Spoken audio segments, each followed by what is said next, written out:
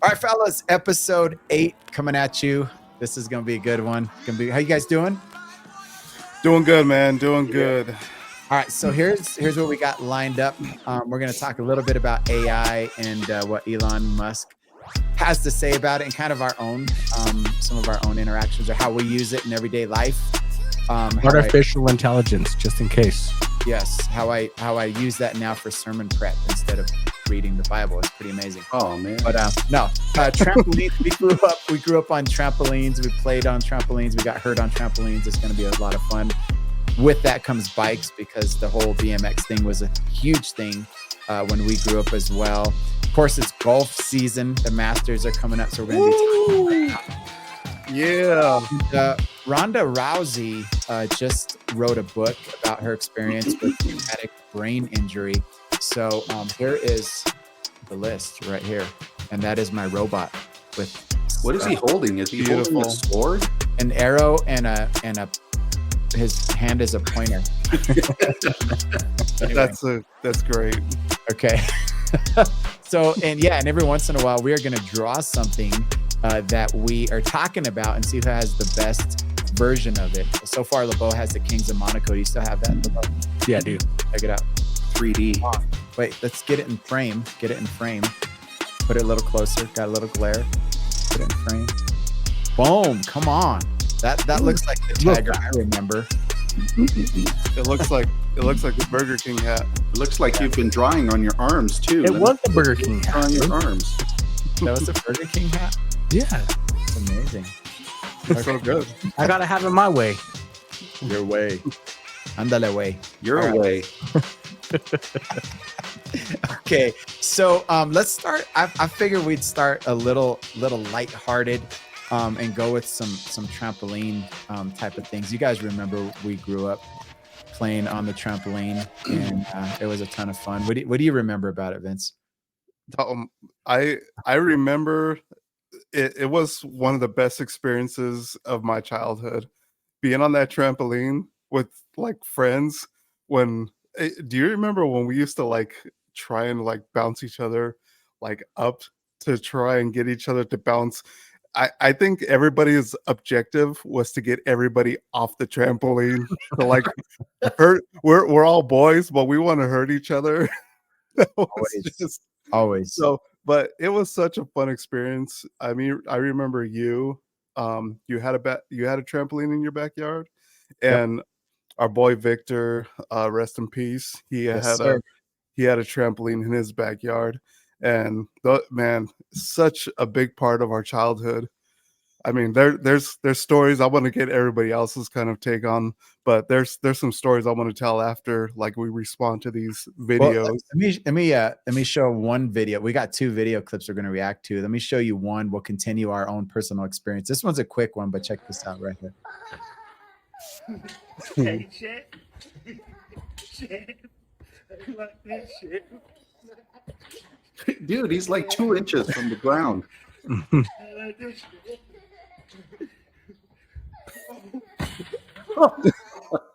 Oh, all right. That's enough of that. Well, we know who that clip was. Who was that? Here, right. Everybody write down who that was that did that. Great. I don't have a board. Right. Oh yeah, write down who did that. Write down who was this. My robot is man, I gotta erase my robot. Anyway, I remember while you're all right, go ahead, go for it. Show your card. Of course. Carlos. Of course.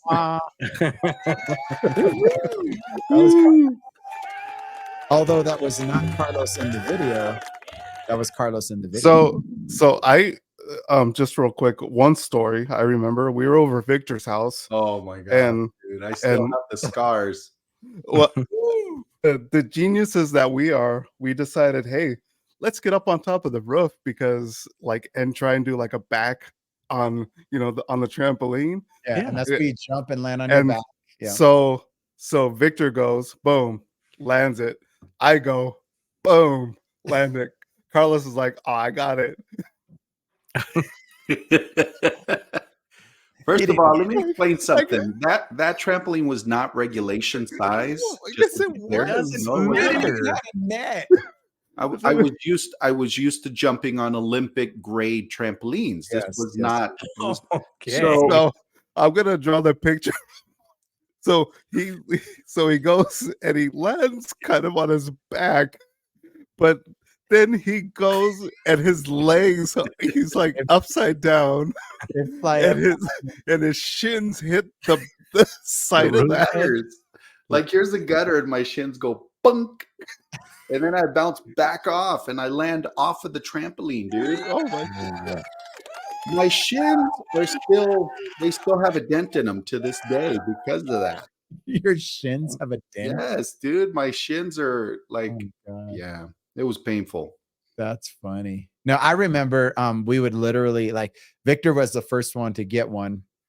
And obviously we went over there. We would play add on. You guys remember that game add on? So you would do like one move, Yeah. and the next guy would have to do a second move, and then you kept going until like you couldn't do all the moves. So a backflip, a back, a stomach, or what was a stomach? What was it? I don't even remember the name for that. What Yeah, was stomach. The stomach. Okay. Yeah. A but half twist, whatever it might be, like you would do that. So much like the human nature that we were creatures of human, we were human and we were kids. We always pushed the boundaries, right? So you guys remember putting the sprinkler underneath it after that, right? So then it would gather water until you jumped on it and boom, just splash. So we did the sprinkler thing. And then we had to do more, right? So we were jumping off the roof like Carlos amazingly did and showed us what not to do. And then we would play WrestleMania at my house. You guys remember that? I do remember that. That was probably the most fun on the trampoline because it used to get pretty crazy. So I think this is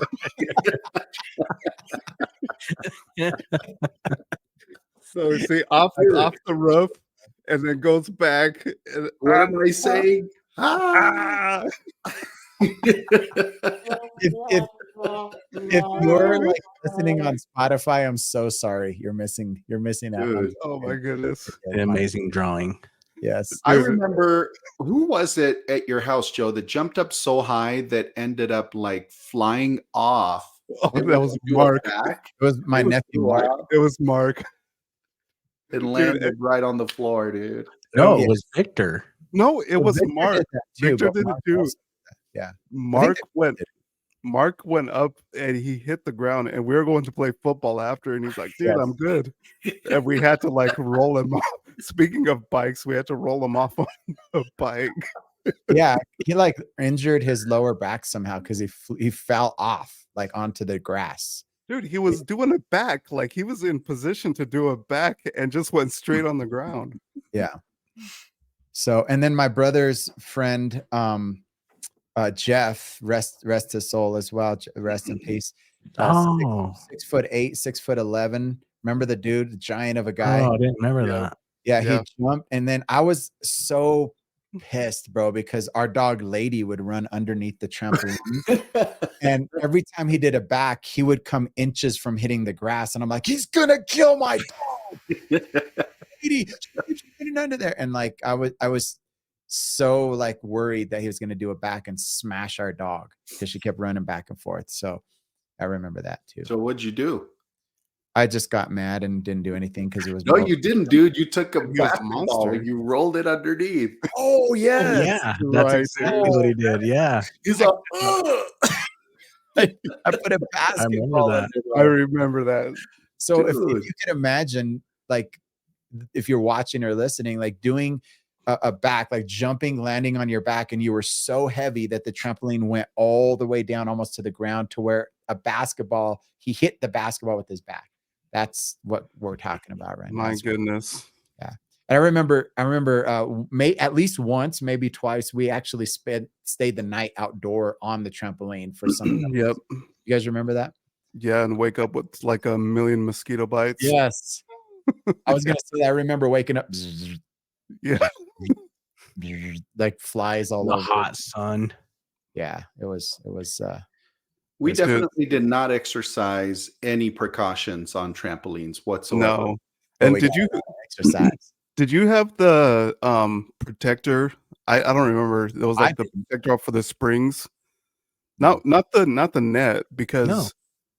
We didn't have protector or anything. No, we trashed Yeah. that out like at the beginning, bro. It was gone. because I remember like I I don't even think they came with those at the beginning. Not I with the remember nets, they didn't.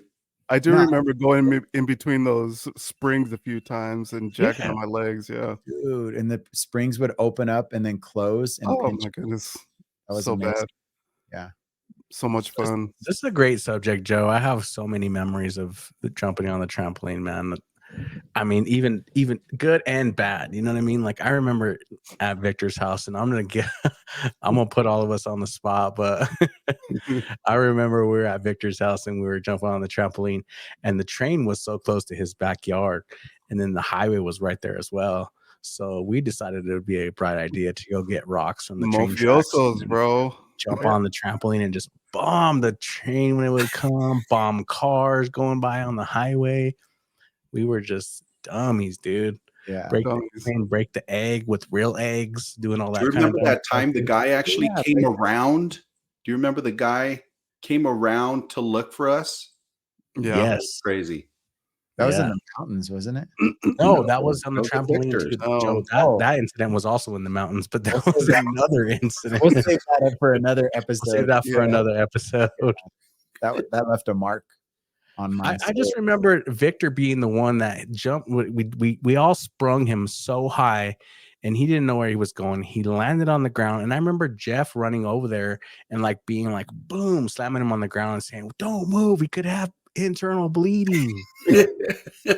That's what I remember. You know what hearing. that scene was the equivalent to? Karate Kid. Get him a body bag, man. Yeah.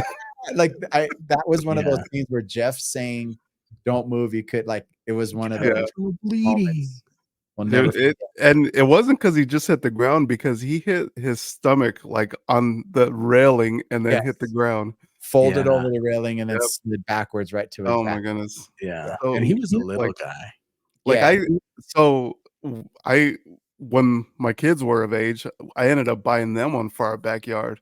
But Nice. it had like the safety net, and it was all nice and secure, had the blue like cushion for them. And I'm like, it's because I'm thinking I don't want them to get as jacked up as I was when I was a kid. Yeah. But yeah, man, it's so fun. So Yeah, much so fun. good. All right, check it out. Here's how we're gonna roll. Right here. We just rocked that off the list. That was a good one, fellas. That was That so was a great one, man. so Good many memory. memories. Let's move on to a little AI. And if you guys want to go in a different order, cool. But if not, AI, we can rock this one pretty quick. Well, I mean, there's a lot to talk about, but how many of you guys use more modern AI? I feel like AI has been around for a while. We just haven't realized it with autocorrect and predictive text and there's a lot of AI in the background that's been used. But where are you guys at with AI? How do you use it? What do you think about it? Kind of all of the above. Well, I use it quite a bit not in my line of work, but in our industry, it's used pretty widely. It's something that is becoming a pretty big standard for just about every segment of the industry. I know it's got some people pretty concerned, people on the front line, like AI is going to come in and displace a lot of them because of job replacements and whatnot. It remains to be seen. Anytime that you have that type of disruption to the business sector, new jobs are created because there's going to be people that are needed to, fix AI, maintain AI, make sure that it's working properly. So there'll be new jobs that are created, but certainly it does have the potential to run amok. With AI, when you think about the different, what would you call it? Like the different elements of it, right? There's an element called machine learning. I don't know if you guys are familiar with that, but machine learning essentially is a living brain, right? That learns on its own from the data that it's collecting. So when you think about the implications to that, to the different industries that it's, implemented into, the reach can be like really, really big. So you think about like movies, like I just watched iRobot not that long ago with Will Smith. Is that what it's called? iRobot? Yeah. Yeah. where the robots go crazy, that's essentially AI and machine learning, right? So it's kind of scary stuff when you really look at it from that perspective. But on the other hand, I think it's got the potential for a lot of really good uses. Like it expedites calculations like nobody's business. So when you think about, how it could positively affect medicine, modern medicine, right? Some really cool things can happen. When you talk about, solving certain problems that our human brains haven't had the potential to solve, right? I mean, there are a lot of really good applications, but certainly there's good reason to be concerned about it as well. So I don't know if you guys have heard, being that like just our last episode, we were talking about P. Diddy. Like already, like somebody created a AI generated song that sounds like Justin Bieber talking about his experience with Diddy. I mean, it's him like what people perceive it to be. And it's like, man, but it sounds just like him. And it's crazy that like I did a project, a video project for my sister, and everything like what I used a voiceover that was totally AI generated. So it's like, man, putting voice workers, like voiceover workers, out of work, And also, I don't know if you guys have seen, I don't know if they have one in Colorado. They have one working here in Florida that is a fully functional, um, no employees inside a McDonald's. Yeah. All you do, you go and you pick up, and it's fully automated inside. No employees, no workers. It's just everything is generated via like automation. Yeah. Yeah. It's wild. It's Yeah. wild. It's a fully automated. Like the robots are in there doing stuff. No, there's not Or robots. There is it's it like like just car factory industry, like arms that are moving in there? yes. They're So making the food? yes. Oh, wow. Everything is No automated. way, dude. Yes. That's wild. Everything is automated like that. So I it's don't crazy. even. I'm at the fact check that right now, Vince. I don't even just Go for do it. real. Check For this real. out. When I upload our episodes now and anything to YouTube, it has a new category because it'll say, hey, is this made for kids? Does it have cussing? Blah blah blah. And I said yes, because Carlos is on it all the time. So we gotta like I Give know me how the to butts review. bleep everything out. No, but it says altered content. There's a new category, and it says, do any of the following describe your content? And you have to answer yes or no.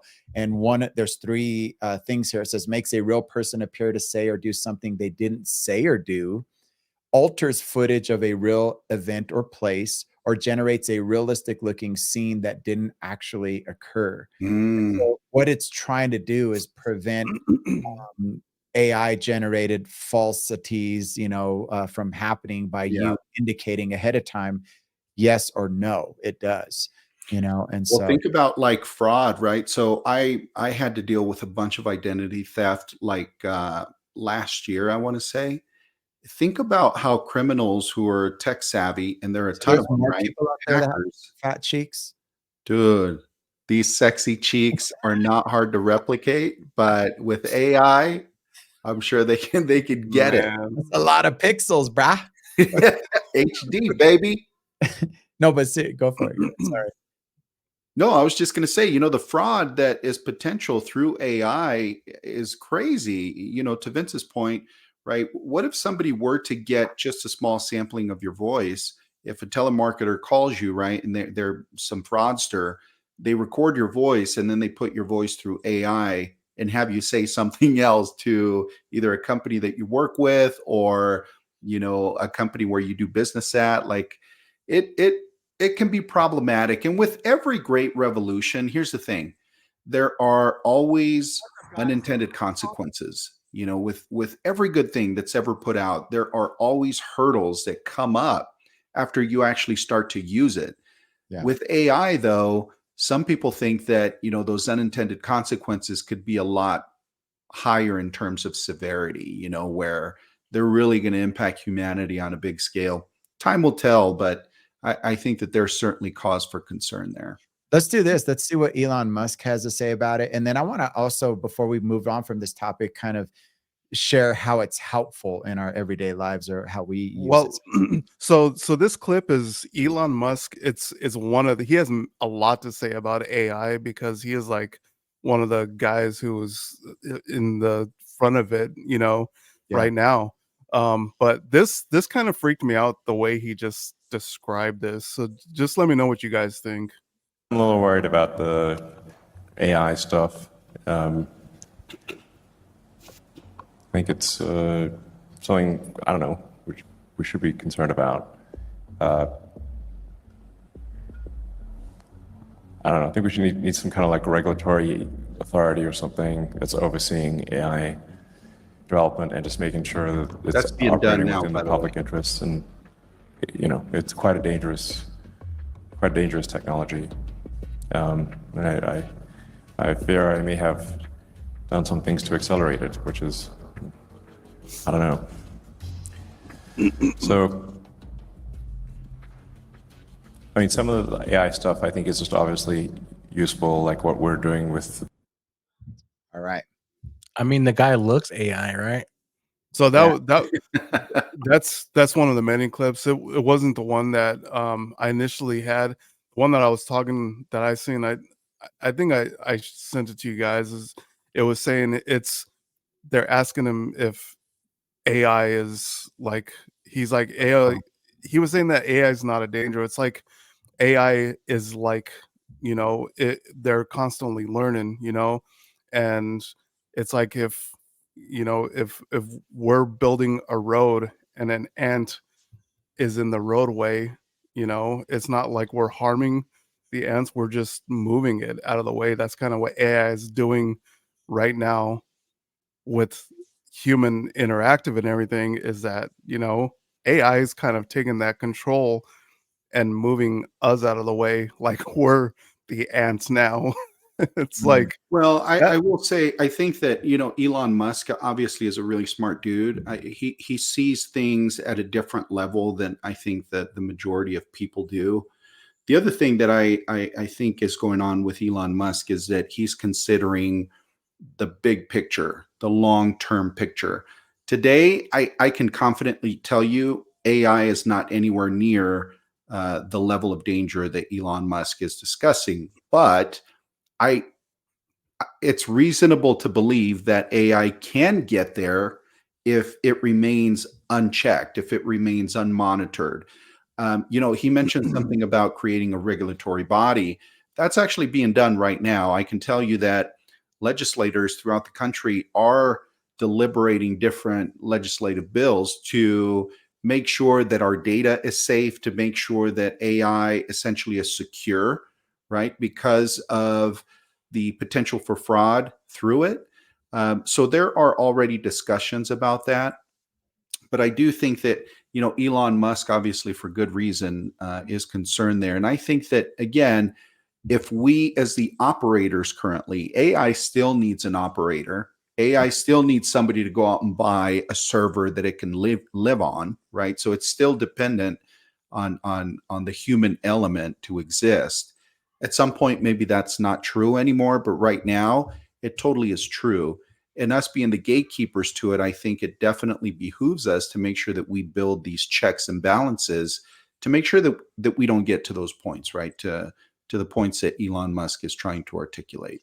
I'm trying to Yeah. behoove too. So Yeah, but that's the thing, Carlos, is that not all the gatekeepers are people of goodwill, people of good intentions, and those people are the ones that are making AI more dangerous than it possibly can be on the surface right now, and they're finding out ways to improve that harm, and that way to improve ways to get into your Facebook account, get into your Instagram account. I can't even tell you how many times I've had these bots like Instagram, like friend me on Instagram, bro. I don't know if I'm in the wrong algorithm or what, but like constant just befriending of people on Instagram that's like, what is the deal here? Stop, Like Joe. they're constantly trying to get into my account. Like, bro, I don't even know. Like Carmichael. Joe thinks, this is what Joe thinks. I'm just going to say it. He thinks that it's because of all of the adult websites that you're visiting. Those bots are harassing you, dude.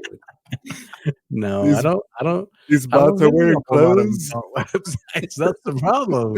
Maybe I should not have these issues, Oh, dude. that's not your algorithm. Oh man, dude.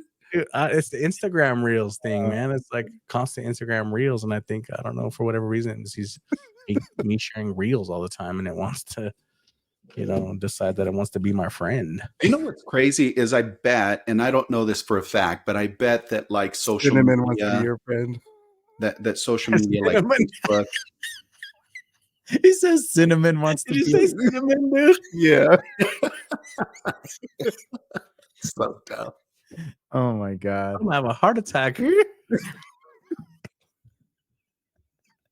What was I saying? Oh yeah, no, I bet social media like Facebook and all those guys, they probably have, this is a scary part, right? Because we don't know everything that's available out there. Like I'm convinced that there, Yeah. and I'm not a big conspiracy theorist type of person, but I am convinced that there are some government secrets that we don't know for obvious reasons, right? Sure.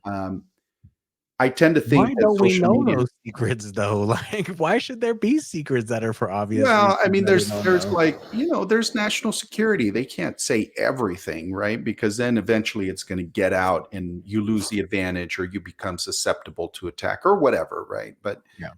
my point is, I think that the social media giants that are out there, they probably have some pretty crazy AI programs already built, right? Yeah. That they're testing right now that they Through the haven't yet human been disclosed. And when you think about the government's inability to hold those guys in check, as you're talking, LeBeau, about people who, you know, I don't necessarily think that social media that they have like negative intentions, like bad intentions towards people, but I also think that sometimes their desire to make money and their desire Oh yeah, to, their Oh intentions to make man. money bring are people on It's definitely crazy. compromises, right, their ability to do what I would consider the responsible thing, right? And so that, thinking about that stuff kind of worries me a little bit, like what are these tech giants already developing or have already developed that we don't know about, that the government, because they've been unable to hold them accountable so far, right? What is out there waiting for us that we don't know about? Yeah. I think it's been obviously it's been around longer than we realize. It's just recently become more popularized or normal, if you will. I mean, you think back a few years back when we started saying Alexa and we started saying Siri and we started using all these words that we're communicating with our phones and gadgets in our house, and they're turning on and off lights and ordering things for us on Amazon. And so these things are now really normal. At first it was creepy and it was like, who's talking to me? And even in the beginning, they didn't understand everything. Then you had to talk real clear, and now you could barely get it out, and they'll still understand you. It's crazy. Well, when you think about like cell phones, right? So when you text somebody, that predictive texting, that's AI. It's AI, Yeah. and And it learns from you. That's where this stuff started, bro. Cell Yeah. phones. That's where all this crap started. That's exactly where it started. Cell phones. The communication factor, making it faster for somebody else to make money. Yeah. Now you have the newest integration with ChatGPT, the OpenAI, is Sora, and Sora is basically a video generated. You describe a video, a scene, a place with certain colors, elements, rain, water, whatever it is, and it generates a video based on what you described.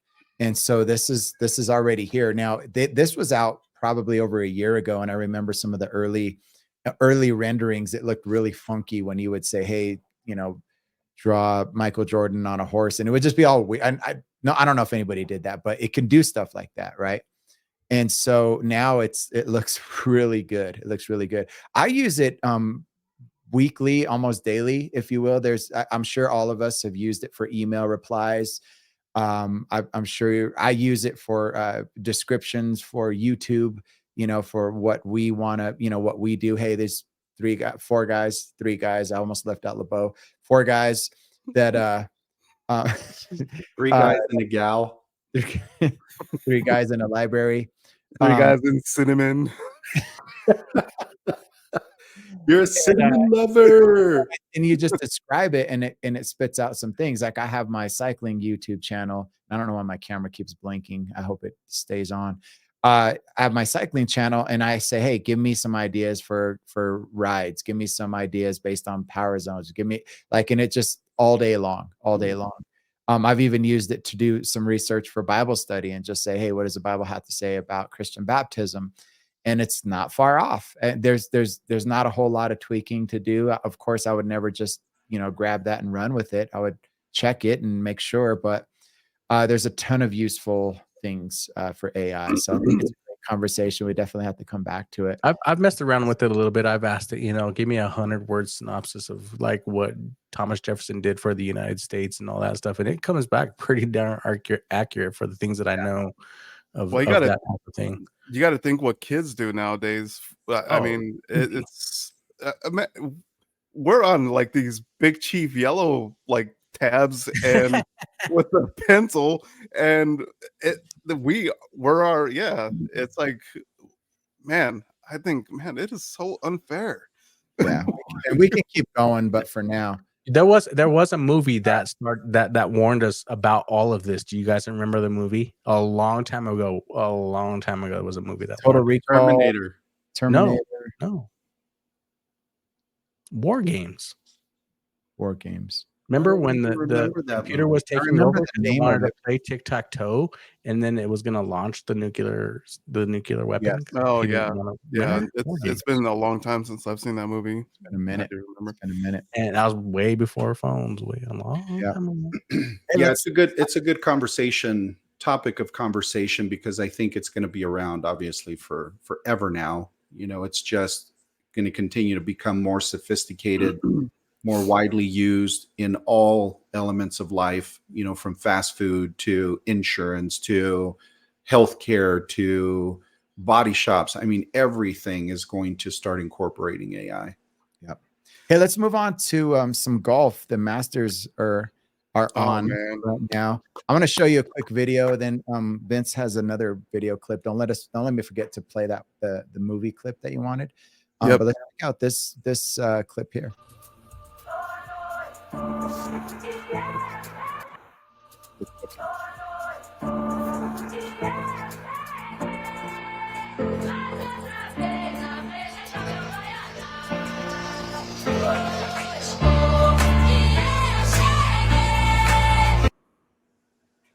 GW.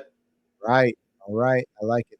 Hopefully that was the whole video I have there. That was a little bit of it, but man, there's All your videos never work. Just kidding. You see that? AI. it's the user. The User error. loser. I mean, user. The point is, man, it's so exciting. I don't know when you guys were when's the first time you guys like started like playing? Do you guys remember? I don't consider what I do playing, but No, just interested when picked up a set of clubs from Walmart.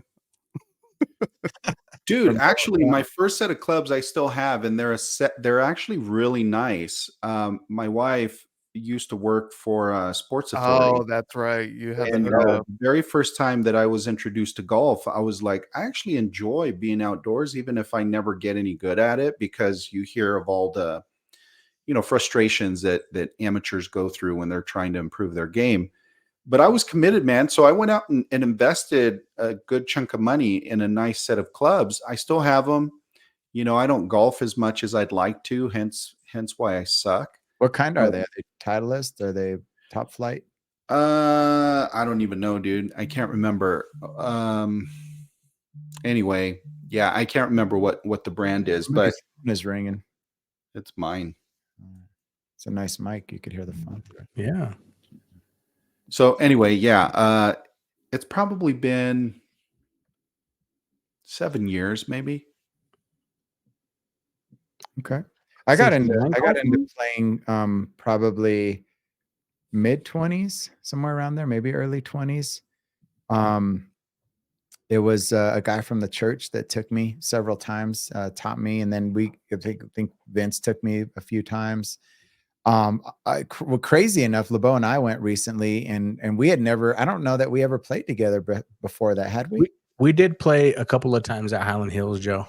Okay. Before that, yeah.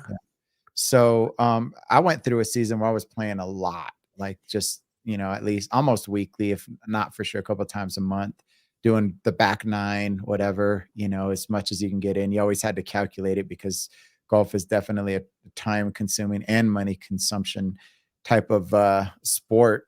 But got away from it for a while. Always had my old Z Falls. These were just a generic. I don't even know where I got them. Clubs. But LeBeau and I went out not too long ago and played a little tourney. How did we do? I don't even remember in that. We did okay. It wasn't like we're shooting 89 or nothing, but we did all right. Wasn't too bad. I guess that was where Mariana Butte, right? Yes. Yeah, Mariana Butte. Oh my God, with that golf course, man. Shout out to them. I'm actually going there Sunday, with my nephews. But that golf club or that golf course, man, it's something else. You got probably like a 300-foot elevated tee that you start on top of, and it's probably 120 yards out. And you're like, oh man, I'm just gonna shoot a little pitching wedge or something like that on this thing. But a 9-iron is probably what you need to shoot on it, like, or something a little bit more golf club to it. So yeah, it's deceiving for sure. But it's very deceiving. But it was a sick golf course for sure. That course reminds me of like a video game, no joke, like a video game. It's so beautiful. It's like they only dream this stuff up in games. So I know Vince is huge into golf. Guys. Not good, but big, likes it a lot. So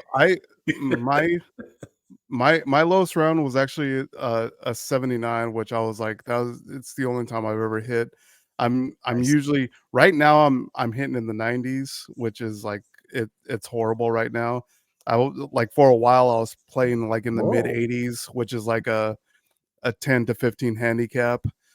But that's kind of where I was right now. I'm playing tomorrow with a bunch of guys who they like to play for money. so probably gonna lose some. Don't know what we mean when we say 70s, 80s, 90s. LeBeau, will you break down the scoring system?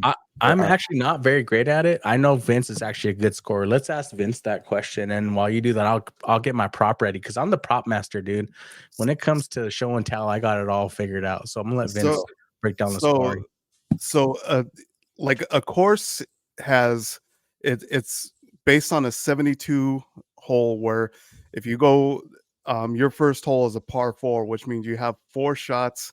There's 18 holes first though.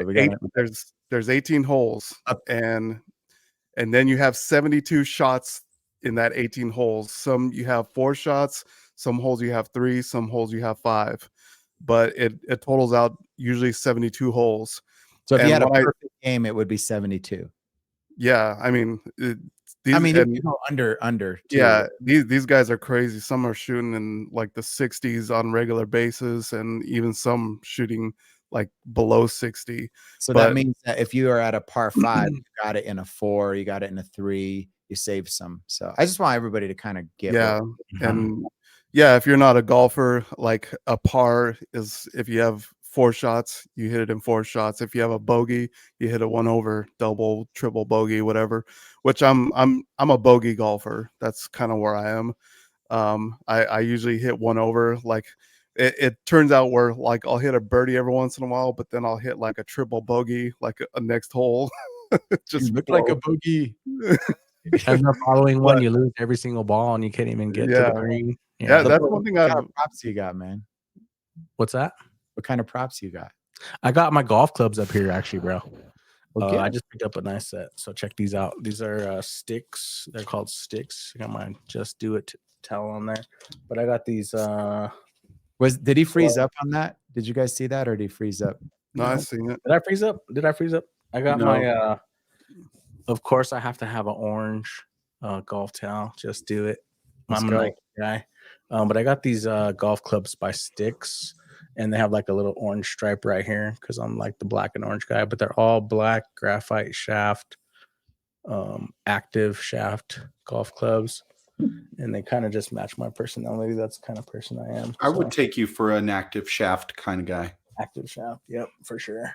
with This your is, with your cinnamon algorithms. cinnamon algorithms and active shafts, dude. That's how we do it, bro. You know what I'm Active saying? black shafts. But yeah, these clubs are sick, man. What? You said it. What did he say? Oh my goodness. Repeat But- that. Hey, so yeah, it's He said you prefer the black shafts. That's funny. You guys are too much, man. You guys be killing me today, bro. That's for sure. You're on the murder. You guys are on the Those are nice murder. clubs, though. Those are the really murder- nice clubs. Check it. Dang, dude. That The driver orange looks dot, so high the tech. orange dot right there. But yeah, these clubs are sick, man. They're really fun to play with, actually. Do they make a difference? Like if you get decent clubs, do they make a difference when Dude. you play? It does, bro. I was like, nah, it's just the player, right? Like, honestly, I just feel like I play a lot better with these clubs. So- Honestly, so honestly, when like I was a beginner, like they're like, oh, you go and get a bunch of like Titleist balls. Those balls are like $50 for a 12 pack of balls, and you're like, and you hit them all into the like water into the wood. And you're like, I just blew $60. But when you start to learn, it does actually matter because like the spin of the ball, the movement on the ball really matters when you buy the more expensive, like a Titleist or Bridgestone, Nike, TaylorMade. I like to use TaylorMade TPX5 balls if anybody wanted to know. I was curious what I those use were. Volvics. They're made in Colorado. Yeah. That's good. Dude, my brain is going in a bunch of different directions that it shouldn't be going in. That's how immature I am when you talk about white balls. Oh my god, dude! I know, dude. It's We're gonna have to cut Carlos off, dude. This guy needs Video's gonna get blocked and demonetized. brain drain, I homie. know. Good thing you didn't make this like for kids. so Yeah, you know, kids are one of our friends lives out in South Dakota, and they live on a golf course, really beautiful place. He actually goes out in from time to time because he lives on the course on his property, and finds dozens and dozens and dozens of golf Oh, balls that yeah. people Oh, lose. yeah. So Oh, he that's- actually gave me this giant bin full of golf balls that I have now, just to play. And there's some really good balls in there, man. Yeah, Yeah. because Oh, yeah. people they hit them once into that water. So Yeah. it's like Yeah. I'll buy refurbished balls sometimes. All right. So what is everybody share like their most memorable, like that this will never happen again golf shot? Go. So Oh, most memorable. I got it. Go.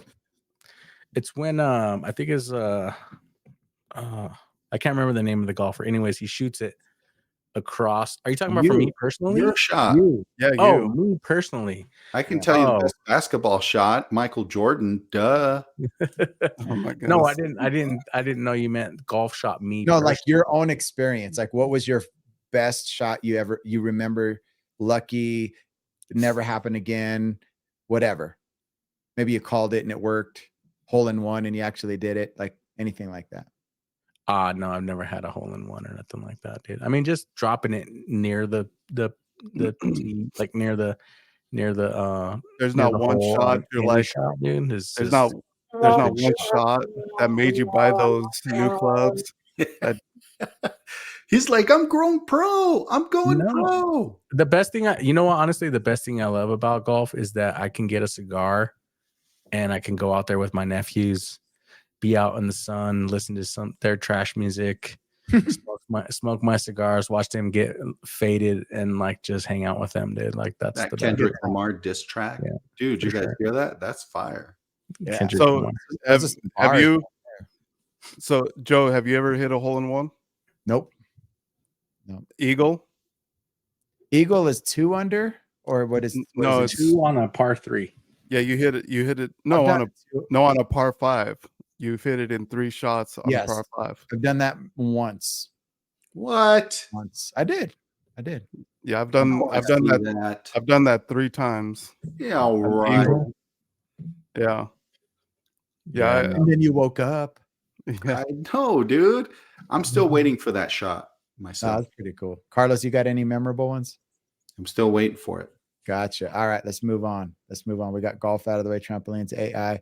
Let's go to bikes real quick. We'll end with the. Hey, whoa! You forgot the. So Oh, no. there's a movie coming out. It's with Jay Hernandez. It's just show the trailer, guys. It's coming out this Thursday. Frank mentioned that you served together, Marines. Infantry, 141st Regiment. Kind of like sir. I know you hear this all the time, but thank you for your service. Well, I don't hear that all the time, but I was proud to serve my country. I don't want to be a member of just any club. I want to play here. I got to consider our other members, and they are just not used to seeing a Mexican on the golf course. I work in a bakery shop from 12 to 9. Fetch, ball boy. It's not even a tough shot, Felipe. Oh, yeah? Corey says you can't do better. How about that? Joe. Oh, where'd you learn to hit like that? How would you boys like to be the first members of the San Felipe High School golf team? Us. They asked me to join the new golf team today. Golf? It'll bring your sombrero anyway, man. Whenever you're invited to a gringo party, you're either the entertainment or the help. Let me ask you something. Are they any good? Dennis Quaid, my guy. But I don't want to be a babysitter to a bunch of juvenile delinquents who just want to get out of detention.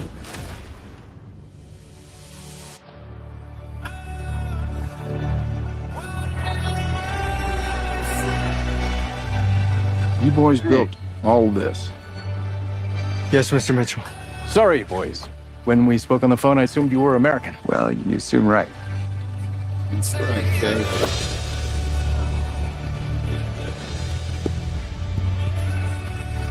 Now, these teams, they've had access to a lot of things you boys haven't. But the best golfer isn't the one with the fanciest clubs. It's the one who can summon the will to keep swinging when things get tough. And that's you boys.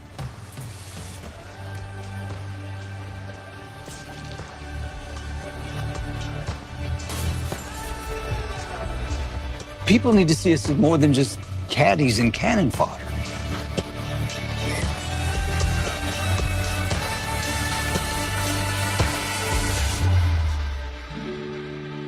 You know, that's just life. Sometimes you land on the green, sometimes you're in the bunker.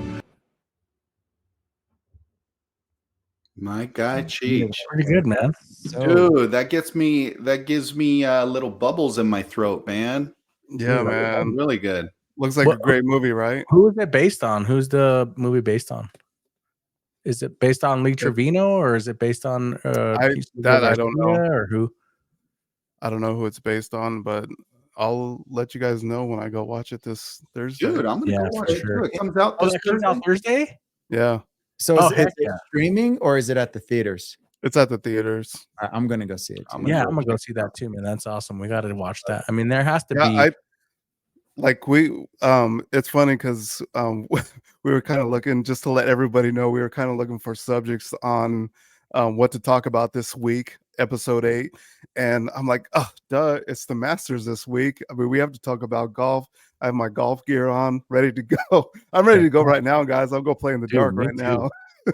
Like watching that clip, especially, I'm ready to go right now. Yeah, that gets you fired up. I bet that clip is going to do a lot of good for getting Latino golfers out for sure. Yeah, man. And I'm not one to be the whole throw the race card into anything or anything like that. But man, honestly though, you think about golf being the way it is, there is not a lot of exposure for Latin or even Tiger Woods broke out as African American golfer, dude. That was one of the best things that happened. He wasn't allowed in a lot of the clubs that he was supposed to be playing in. He wasn't allowed in the clubhouses when he first came out, and it's cool to see breakthrough. In this movie, kind of exposes, or helps out to show people the breakthrough of, it's not just like you said, it's not just a color thing. The sport is for everybody, Yeah, absolutely. It's the funnest too, man. It's not just a pretentious, upper class, Anglo-American sport. Like, minorities definitely need to represent at the golf clubs, and I'm seeing it more and more and all that stuff. And so I'm kind of, happy for that and stuff. I actually, a couple weeks ago, I ran into Kentavious Caldwell-Pope from the Nuggets. Oh, really? Yeah, I ran into him at the Buffalo Run clubhouse when he was out there. They were getting ready to tee up, but we were just leaving and stuff too. So I ran into Terrell Davis at is it Raccoon Creek? I think it is out in Milton. Raccoon Creek. Yeah. He was there. I think Floyd Little was there. Like a bunch of old school Broncos were there. It's pretty cool. Nice. Hey, let's go to bikes. This one should go pretty quick. We all grew up with the BMX bikes. I have some fun stories to share about this one, but here are some old school bikes that hopefully you guys remember.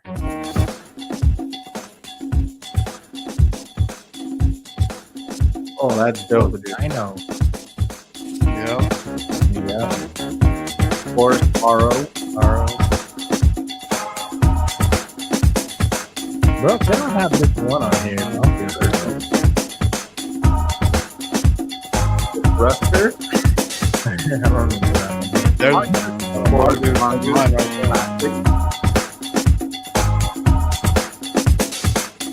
don't remember that one. GT, yeah. Those are collectors now. You torqued her, you brought her. Of course, everyone.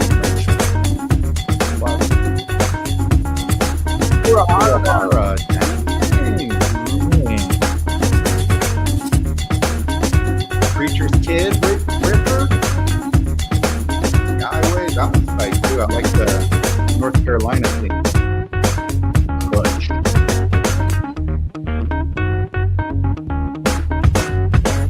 I remember those. Oh, red line, dude. Bro, okay, hold on. So wait, hold on a second, because they're missing one, dude, and I don't know if it's because it's a brand or it was a model. Like, I don't know, but Diamondback, bro. Yeah, Diamondback. What the heck, DB. Bro? Where's that? Is Diamondback? Was that a brand though? Yeah. Yes.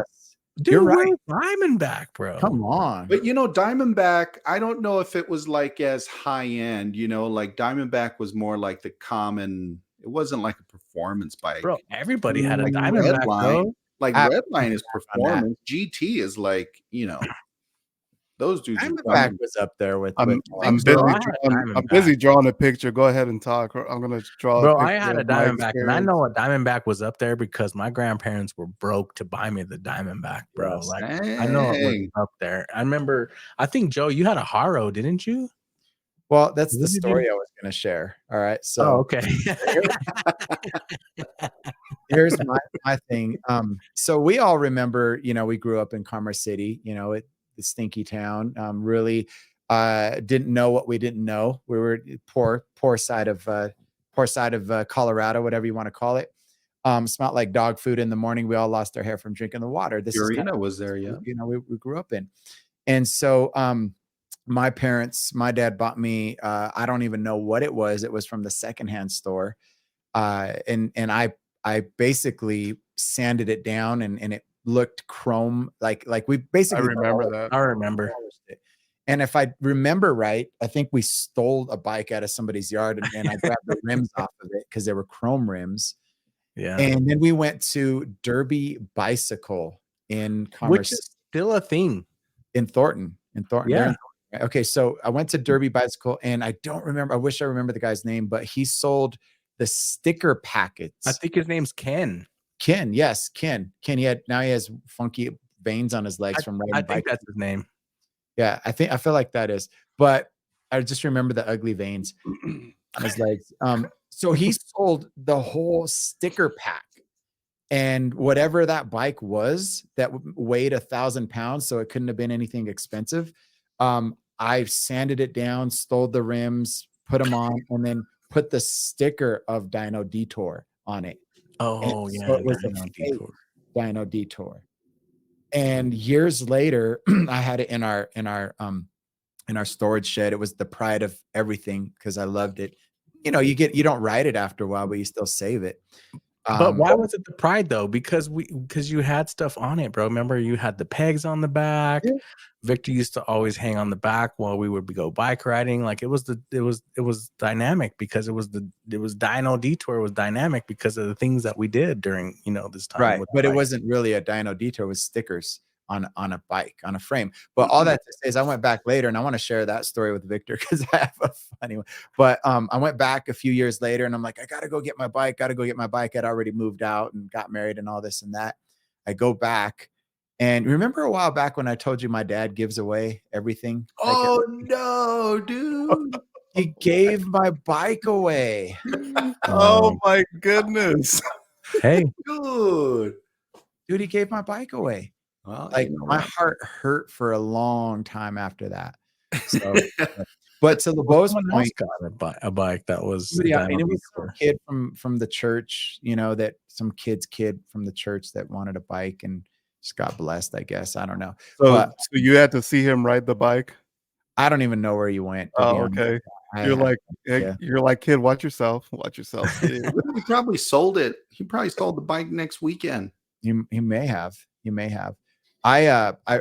So I remember we would, to LeBeau's point, we would ride. Victor would always ride on our handlebars or ride on the pegs, and we would ride back and forth to his house, your house, Vince's house, LeBeau's house, and Victor was like us. We were pretty boys. We like to dress nice. We always used to show off our new shirts and pants and hats and everything. And I go to pick up Victor, and he's got this brand new pair of white Guess pants. Oh, man, I remember. And they were, know where this is going, dude. They were beautiful. Victor had his hair slicked back. Always a good looking dude. We were all, that's just how we roll, right? We look good, kind of like that movie trailer that we just watched. We're all looking sharp all the time. And so we're riding, and I'm pretty sure I hit a big pothole, and he hit the ground. And so all I remember is, much like we were in that day, it wasn't even about if we got hurt. There was a hole in his new. Yeah, dude, I remember that. Brand new pants. Ripped a hole in his Guess pants that were white. Stained them, ripped them. That was the end of that. Dude. That's when we started ripping holes in the knees, because Victor had done that to those brand new pants, dude. So do you guys remember building ramps? Like finding cinder blocks and just getting a piece of plywood and building ramps, tires. So I don't know. I think you were there, Bo. I don't remember, Joe. I think you were there because we were all like, it's like the ramp would get higher. I remember Chad Lee or Chad, I shouldn't say the last name. Yeah. I remember Chad. He was the one that would want to always talk us into building like the biggest ramp on earth. So the ramp got higher, and I'm like, dude, I'm gonna do it. So like, this is my picture. I don't have a photograph of me, so this is my picture of me launching off the ramp. I like took the ramp, and I don't know why I let go of everything, but the bike went one way, I went the other way, and oh my goodness, man. It was probably the worst. I mean, I had asphalt in my back for probably a good month. I don't even know if you had asphalt, because that part of the street where you live, there was like a concrete section. No, it was we did it. This was kind of by your house. I remember this was before. It would have been nice if you would have. Yeah, it would have been nice if we were in that area, but we were in the area where I just had rocks all in my back for like a month. You got those asphalt tattoos, when they wipe out. Oh my goodness, man! Tattoos. Yeah. I remember Carlos's skills on the bike. I just remember used to just see him come with his Jordans all untied, and he had no chain guard, no nothing on his bike. It was just like wide open, ready to cut someone's fingers off. Dude, speaking of nice bikes, I never had a nice bike growing up ever. My bikes were always like these mutant bikes that we would put together from like 5 different bikes into one. It had different colors. I was thinking about my bike. Anyway, sorry to interrupt. That's your head's pretty big there. It's pretty I've always accurate. liked It's an pretty emoji. horseshit. Your head's have a more little more- oval. Your head's more oval than like Yeah. round. All You're right. like a vertical Huey. Boom, boom, boom. Yeah, but we would put together bikes. To your point, Carla, we would that was my whole story, man. We put together bikes, and that was a lot of fun. I remember sneaking out at night and just riding bikes, playing ninjas. You guys remember that? We'd sneak out, Oh yeah. and then Yep. any car that came, we would act like they were like gonna kill us, and we would dive behind dumpsters and do all kinds of crazy stuff, riding our bikes in the middle of the night. Dude, did you ever tell your dad how disappointed you were about the bike? Like, or was he just like, "Ándale pues, Joe, suck it up"? I don't think he was there that day because I do vividly remember those emotions, and they're kind of coming back right now. Oh, I feel like Joe was the golden boy for his dad. Like it, He like was. all the other kids were like, "Oh, you want another beating?" But Joe was like, "Oh, my hito, no, nobody touches my hito." I don't know if that's true or not, but I don't know, dude. Joe's dad had a way of just like, what's the word? Like, you picture a dad whose kid falls on the floor, your kid's crying. Joe's dad would like pick you up, brush you off, and like hit you on the butt, be like, "Come on, man, stop crying." yeah, kind of a man's man, right? Kind of just Yeah. keep it going, keep it going. I don't remember that he was there. I just remember going back into and opening the screen door that had the plastic thing on it, because we did that back in the day. The wrought iron screen door had the plastic, keep the wind out, and going to my mom and saying, "Where's my bike?" Like I thought it was, stolen or whatever. And oh, your dad gave that away. It was just like normal. It was like, oh yeah, he gave it to some kid. I'm like, It's no big deal. Dad gave my bike away. What? Like, do you remember? Do you know? And I was sad I went into a depression for a while. So. I remember you guys had a bunch of sheds in the back, so I could already see you like scrambling through every single shed that you had back there. Like, was it hanging on the for ceiling? each Was it one. in door number 1? Was it in door number 2? What is in door number 3? Like, yeah, it was. It's the fun part of being a pastor's kid, right? Yeah, everything's up for auction. Yeah, give it away. The Up for Lord charity. said. The Lord said, "Give it away." Lord bless him. So anyway, that's you wake up with no shirt on. You're like, "Dad, where's my shirt?" Oh, the Lord said to give it away. my God.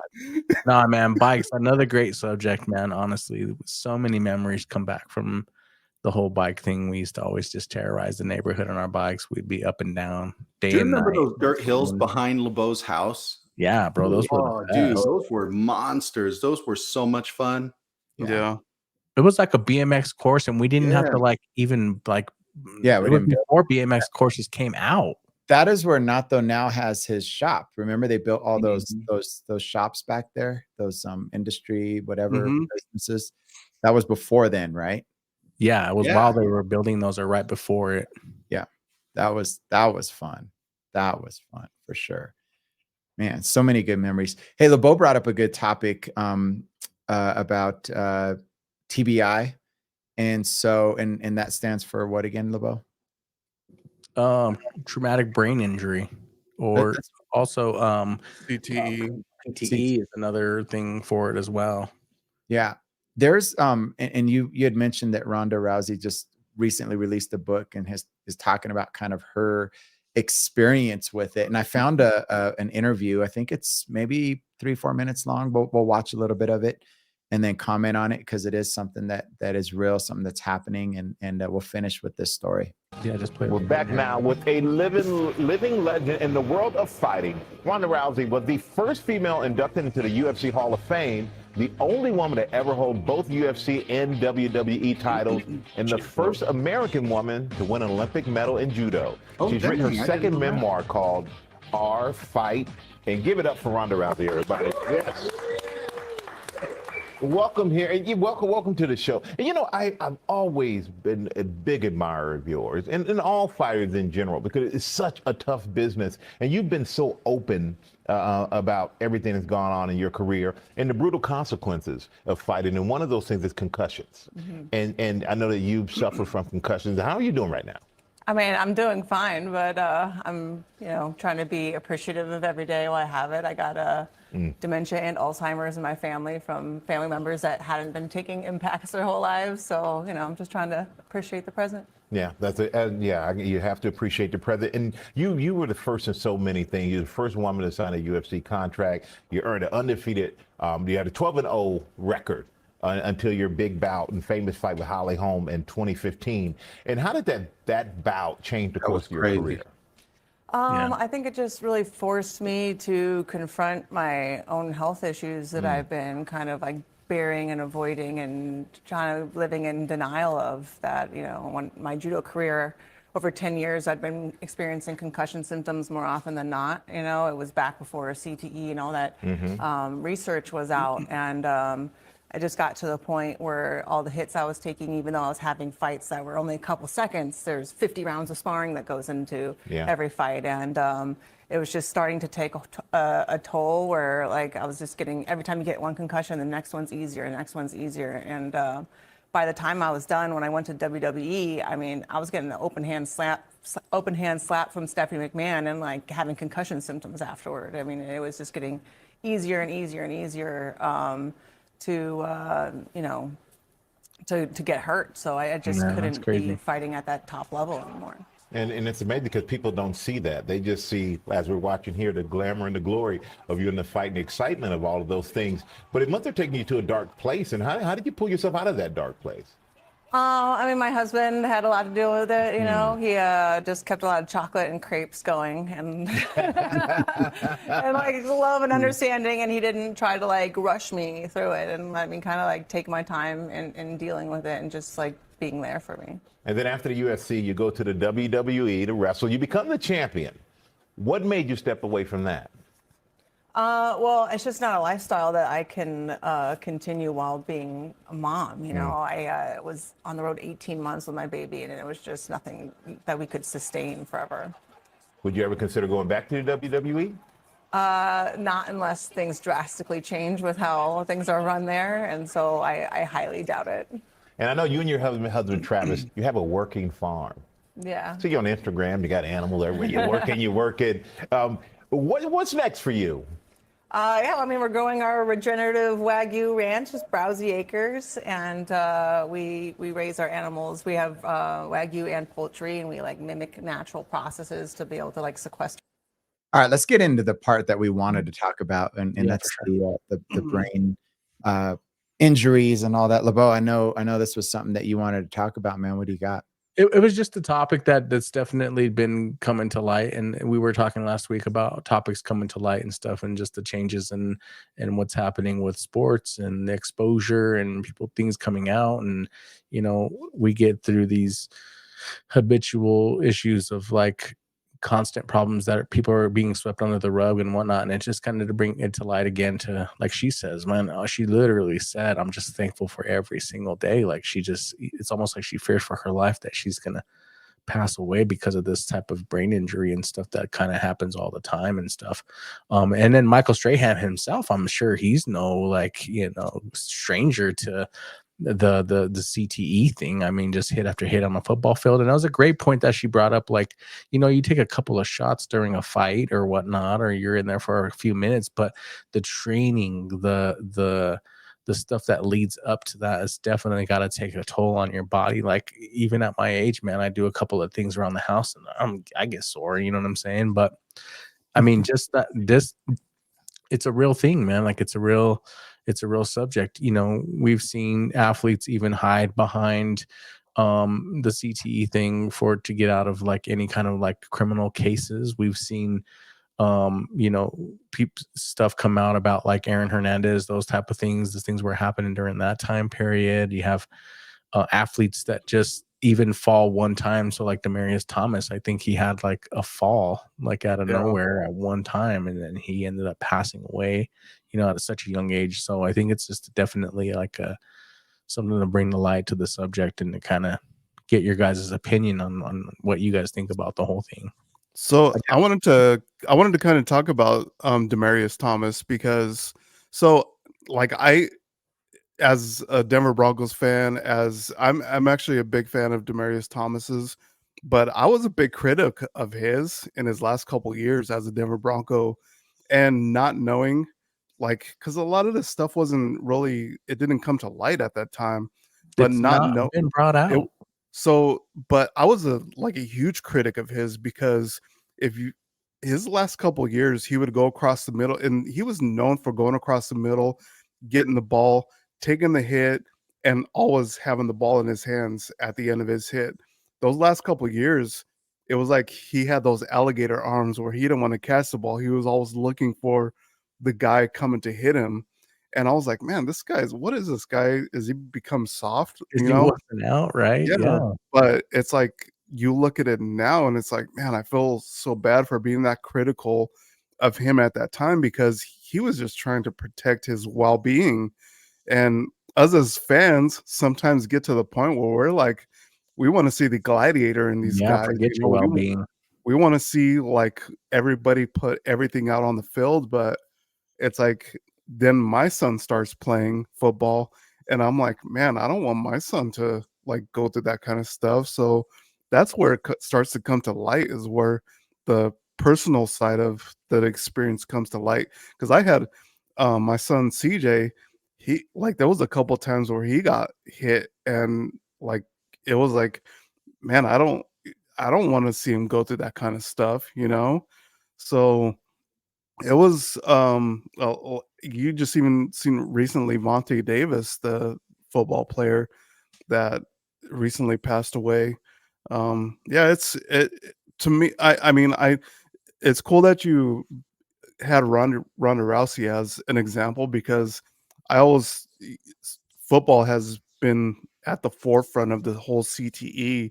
You know, they've really put a light on it, but now you got, like, boxers, MMA fighters, and there is the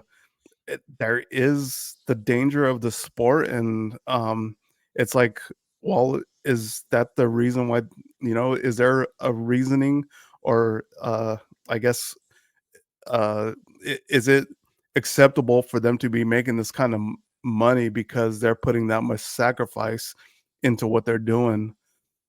So I'm it's this subject is man, like I said, it became personal when my son started playing football.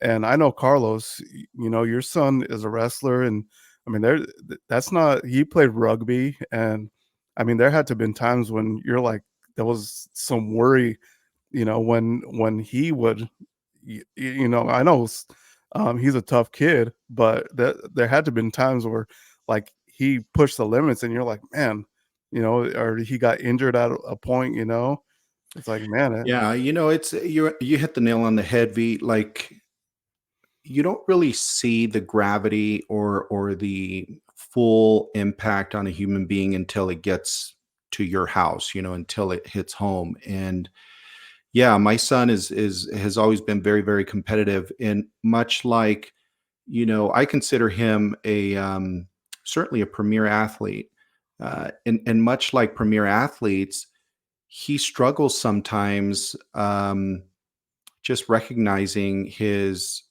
frailness. Like, there's a finite limit to his ability to sustain physical punishment, and that piece of it did concern me a lot. Thank goodness, his career is winding down. He's graduating from college here pretty soon. He made it to where he wanted to go to nationals as a qualifier, and I couldn't be more proud. So cool. But it certainly was a concern, right? Where, gosh, I remember he had a wrestling bout, and both kids were just scrapping, and it was a tournament, and they were competing for first place, and both kids went in for a shot, and full force, head first, headbutts. They both just fell back, and you just, as a parent, you're like, oh my gosh, my kid just, like, got brain damage, right? Because you literally can feel it and hear it in the stands, how hard they hit and stuff like that, man. When you think about a concussion, you don't always really see the full impact of it immediately. Sometimes Mhm. it comes later. And when you have traumatic brain injury like that, you do have residual issues that come up, like depression is a big thing, anxiety, anger, right? And you start to deal with some pretty severe neurologic deficits that are just freaky, man. That, thank goodness that these professional sporting associations are putting more emphasis on player and athlete safety, because think about when we were kids. I mean, how many times did you guys get pulled out of a game because of a concussion? And let me say Right. that, Carlos, you say thank God that they're putting more emphasis on it, but they have to, because they're forced to, because of parents like you and Vince, because of parents that have their kids in these programs. No parent wants their kid to have this traumatic brain injury, right? So they're forced to do this. It's not willingness, bro. Yeah. Well, Yeah, it's no, absolutely. Absolutely. And you're right. And I think the parents should continue to advocate, for the safety of their children.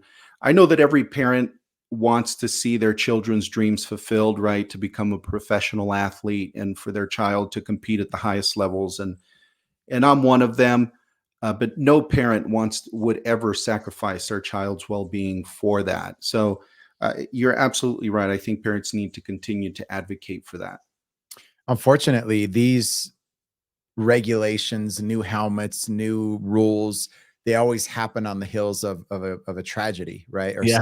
something that really goes wrong. And that's the tough part, right? That somebody has to pay the price for more regulations to happen.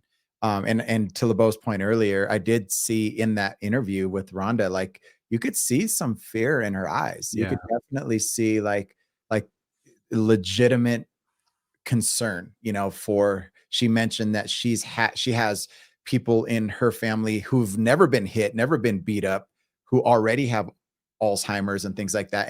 And she has been, and how much more, probability she has to having that even outside of being knocked around. And then, we mentioned how much they get paid. And a lot of times they're like, oh, we pay you all for that. Like we pay you to make a shot. We pay you, that's Yeah. and then we forget that they do basically put their body on the line, their brain on the line, their well-being on the line. Their career could end at the next play, right? And they need a way to support their family and be able to provide. I remember LeBeau, you might remember at our church, you welded together some TV some TV stands for us that were attached. Some mounts. Yeah. The mounts, that attached to us. And we still use those today, by the way. Still have the same ones. Over the years, we probably upgraded the TV probably 5 times. It went from like a 32-inch TV now to a 75-inch TV that those hang on. And so probably 3 years ago, we were mounting the newest upgrade of HD, whatever we wanted to use. And I was standing on one of the subwoofers up there, hanging the thing. And this thing is made of steel. And this is no joke. This is the real deal. This is LeBeau's handheld welding machine craft. It will be there even if the building burns down. Bro, it was were beefy stands. Yes. I mean, it can hold up a truck up there, a motor, whatever. Yeah. And so I hung it up and we were all done getting ready. And I just stood up from the speaker and just slammed my head on the very bottom of it. And I literally saw stars. And I remember that was the first time I remember, even after playing sports, having to sit down for a moment. After about 5-10 minutes, like I'm okay. Feels like I have a bruise, whatever. So that very next week, had forgot about it. I went to work. At work, when I teach, there's this little door that we had disattached from our stereo system because it gets in the way of the bike when I sit on my bike and teach. And there's the volume controls and everything. So I removed the door. The door is made of glass, and we unhinge it because it's in the way. I unhinge it. And I'm just standing there and it falls out of my hands. And I noticed that whole week I dropped maybe 5 different things of different weights. I mean, anywhere from a pin to a door to my cycling shoes. They just like literally fell out of my hands. Is it like you almost forgot what you were doing and kind of your like motor skills kind of gave out on you? Yes. Yes. It was like I just dropped it. Like it like my brain forgot I was holding something and just released. And so that lasted for at least a week, maybe longer, until I finally like I had to intentionally focus a little bit more on my motor skills and just being aware of what I had and things like that. So that was my experience with it. Bro, and I just want to say honestly, shame on me, dude, because I watch football and I'm just like, this dude better do something. Like, you know what I mean? Or like this guy better take a hit. This guy better lay a hit. Like, shame on me for that, man. Because if that was my kid, I would definitely not like want my child in harm, dude. So shame on me for that, being that fan. What's wild? That guy, you know? What's crazy is I totally get where you're coming from, but I've heard, I want to say it was Tom Brady at one point, like criticize the NFL today because they were so much less physical than they've been in the past.